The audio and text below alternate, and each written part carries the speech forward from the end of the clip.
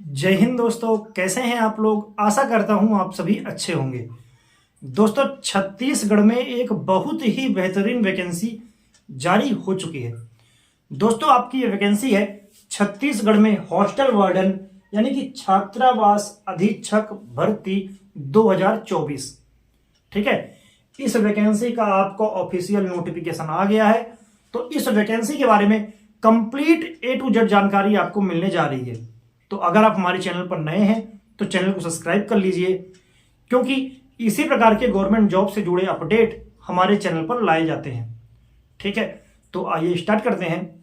दोस्तों, अगर हम बात करें जो वैकेंसी है आपकी, वो छात्रावास अधीक्षक की भर्ती है छत्तीसगढ़ में।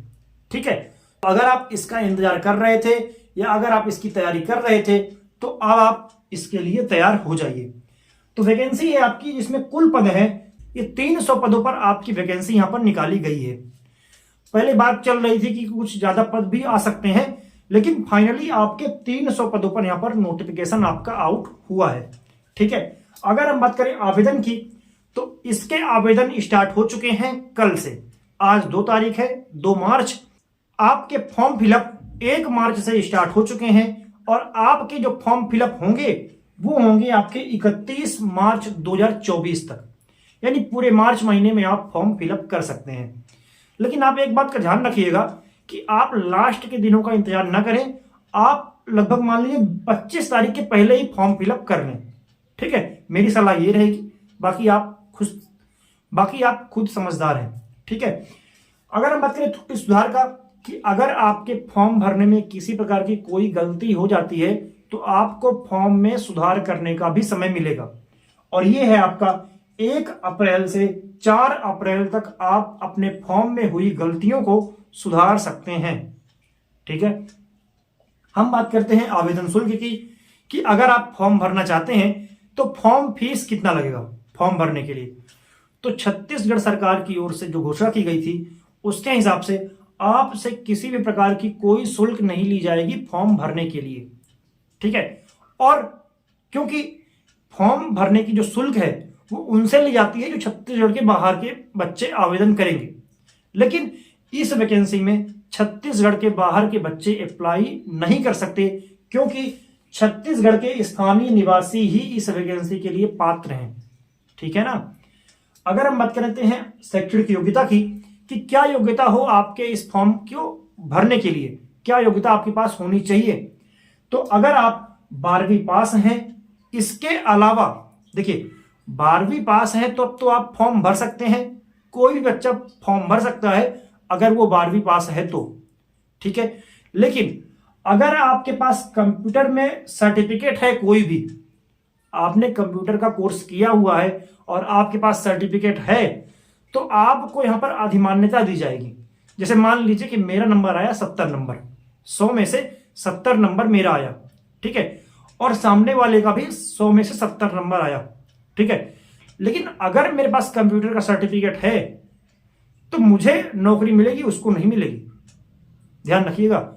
तो ये यहां पर अधिमान्यता मिल जाएगी।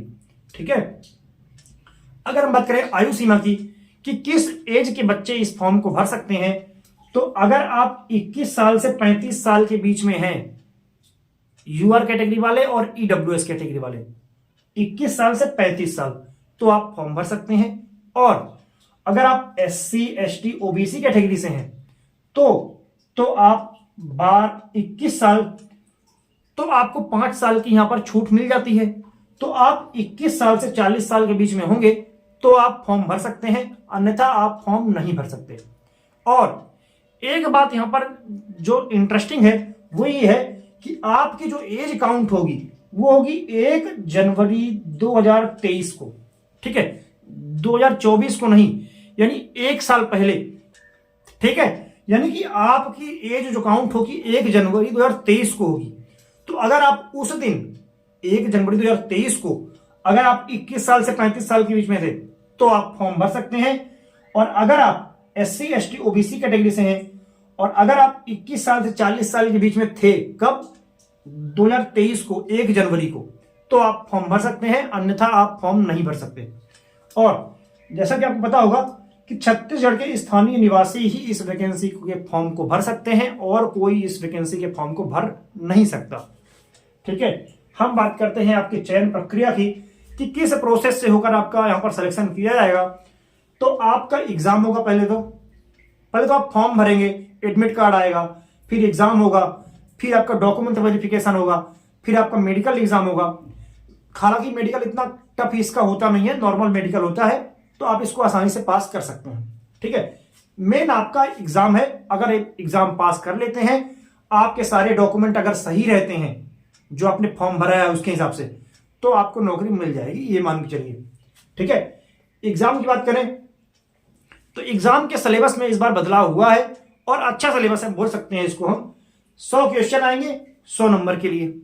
ठीक है, और कंप्यूटर के आपके 30 क्वेश्चन, हिंदी के 5 क्वेश्चन, इंग्लिश के 5 क्वेश्चन, मैथ्स के 25 क्वेश्चन, जनरल नॉलेज ये इंडिया का, ठीक है, भारत का, ये भारत का सामान्य ज्ञान जो है आपसे 15 question, current affairs 5 question, Chhattisgarh का जीके 5 क्वेश्चन, बाल मनोविज्ञान के 10 क्वेश्चन। यहां पर छत्तीसगढ़ जीके का वेटेज आपको थोड़ा सा इस बार कम है, केवल 5 क्वेश्चन पूछे जाएंगे छत्तीसगढ़ जीके से। तो अगर आपका कंप्यूटर अच्छा है, मैथ्स अच्छी है, इसके अलावा बाल मनोविज्ञान और जीके वगैरह, हिंदी इंग्लिश तो कर ही लेते हैं लोग, तो अगर आपका यहां पर अगर आपका ये स्ट्रांग है तो आपको सिलेक्शन होने के चांसेस यहां पर बढ़ जाते हैं। आप अब तैयारी में लग जाइए। तो अब आप इस वैकेंसी की तैयारी में लग जाइए। आपका नोटिफिकेशन आ गया है, फॉर्म भरना चालू हो गया है, तो अब आपके पास ज्यादा समय है नहीं एग्जाम तक के लिए। ठीक है, तो आप मन लगा के अच्छे से पढ़ाई करें ताकि आप इसमें से एक पोस्ट अपने लिए ले सकें। ठीक है, आशा करता हूं कि आपको वीडियो पसंद आया होगा। अगर आपको वीडियो पसंद आता है तो वीडियो को लाइक करें, शेयर करें और चैनल को सब्सक्राइब करें। साथ ही जो बेल वाला आइकन है वो जरूर दबाइएगा ताकि आने वाले वीडियो का नोटिफिकेशन आप तक सबसे पहले पहुंचे। धन्यवाद।